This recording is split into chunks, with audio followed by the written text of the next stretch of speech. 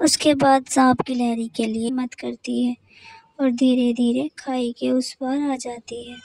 घर बनाया है, तुम्हारा घर तो बड़ा ही अच्छा है। जाना है जिसके लिए तुम ही हमारी मदद कर सकते।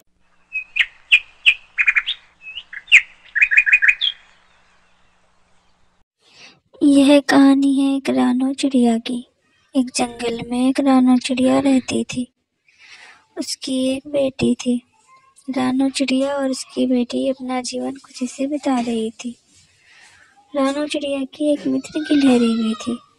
रानो चिड़िया और गिलहरी बहुत प्रेम से एक दूसरे के साथ रहती थी।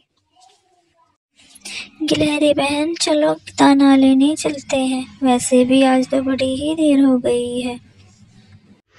अच्छा ठीक है रानू, हम दोनों चलते हैं दाना लेने। इतना कहकर रानो चिड़िया और गिलहरी दाना लेने के लिए चली जाती हैं। रानो चिड़िया और गिलहरी एक आम के बाग में जाती हैं और जाकर वहां पर आम खाने लगती हैं। गिलहरी भी रानो चिड़िया के पीछे धीरे धीरे से आ रही थी। गिलहरी दौड़ती हुई आती है और पेड़ पर चढ़ जाती है। आम देखने के बाद गिलहरी जल्दी जल्दी पेड़ पर चढ़ने लगती है और पेड़ पर चढ़कर आम खाने शुरू कर देती है। गिलहरी बहन, बड़ी देर हो गई है आम खाते खाते, अब हमें घर चलना चाहिए। वैसे भी शाम होने वाली है। इतना कहकर गिलहरी और रानो चिड़िया घर की तरफ निकल जाती है। रानो चिड़िया अपने घर में उड़ती हुई पहुंच जाती है। रानो चिड़िया के पीछे पीछे गिलहरी भी सीढ़ियों से चढ़ के घर के अंदर पहुंच जाती है। मेरी मम्मा आ गई, मेरी मम्मा आ गई। मम्मा, तुम मेरे लिए क्या लाए हो? हाँ टिंकू बेटा, मैं तुम्हारे लिए आम लाई हूँ। बड़े मीठे आम लगे थे, मैं तुम्हारे लिए बहुत सारे आम लाई हूँ। गिलहरी बड़ी ही थक गई थी, इसलिए गिलहरी सो जाती है। अगले दिन जैसे ही सुबह होती है, मौसम बड़ा ही खराब होता है। बादल बड़े ही गरज रहे थे।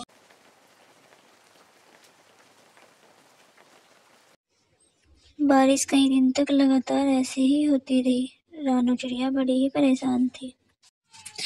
कई दिनों से लगातार बारिश हो रही है, इसलिए हमारा घर भी टूट रहा है।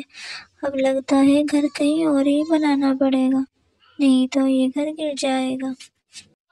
हाँ रानू, तुम ठीक कहती हो, हमें घर कहीं और ही बनाना पड़ेगा। इतना कहकर रानो चिड़िया जंगल की तरफ निकल जाती है। रानो चिड़िया अकेली ही जा रही थी।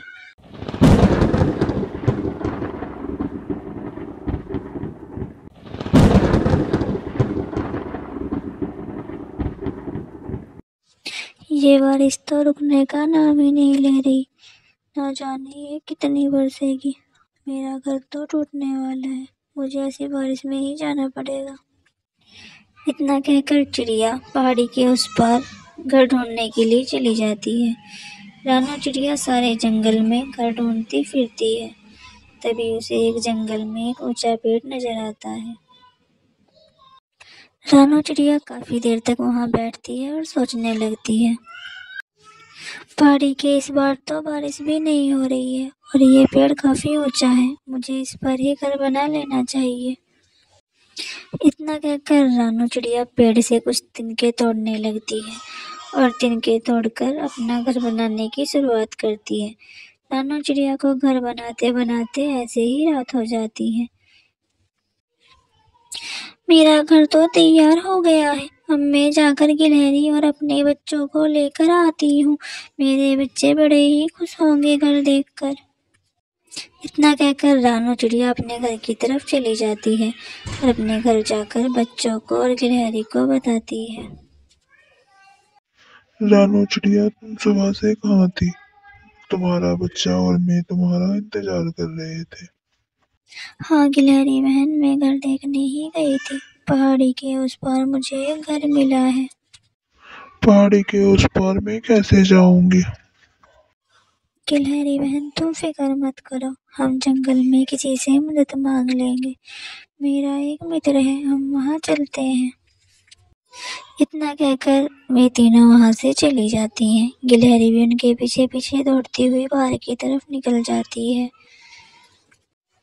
तभी रानो चिड़िया एक पेड़ के नीचे बैठ जाती है और बैठकर सांप को आवाज लगाने लगती है।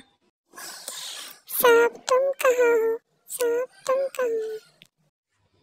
कुछ देर बाद गिलहरी सांप के बिल पर बैठकर उसे आवाज लगाती है। कुछ ही देर में सांप बाहर की तरफ आ जाता है। सांप चारों तरफ देखता है कि उसे कौन आवाज लगा रहा था और यह देखकर सांप बाहर आ जाता है। मम्मा मम्मा, ये सांप तो बड़ा ही खतरनाक है, मुझे इसे देखकर डर लग रहा है। सांप मित्र, मैं तुम्हारी मदद मांगने आई हूँ। हमें पहाड़ी के उस पार जाना है, जिसके लिए तुम ही हमारी मदद कर सकते हो। तुम हमारे साथ चलो।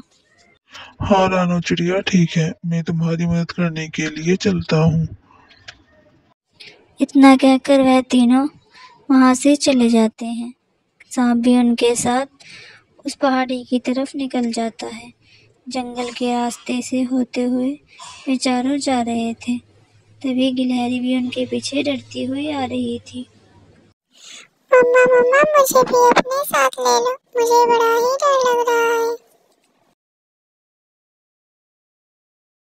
रानो चिड़िया और उसका बच्चा उड़कर पुल पार कर लेते हैं, लेकिन गिलहरी और सांप खाई को देखकर घबरा जाते हैं।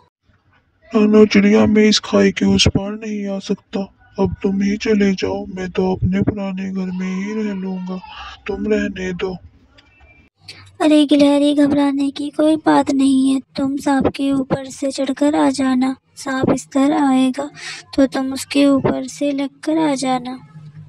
उसके बाद सांप गिलहरी के लिए एक साफ रास्ता बना देता है और गिलहरी बड़ी ही घबराई होती है, लेकिन घबराने के बाद भी गिलहरी हिम्मत करती है और धीरे धीरे खाई के उस पार आ जाती है। कोशिश करने से वह तीनों खाई को पार कर देते हैं और अपने घर में खुशी खुशी रहने लगते हैं। गिलहरी बहन, तुमने तो बड़ा ही अच्छा घर बनाया है। तुम्हारा घर तो बड़ा ही अच्छा है। तुम्हारी मेहनत ने हम सबको इस घर में ला दिया। यह घर देखकर सब बड़े ही खुश होते हैं।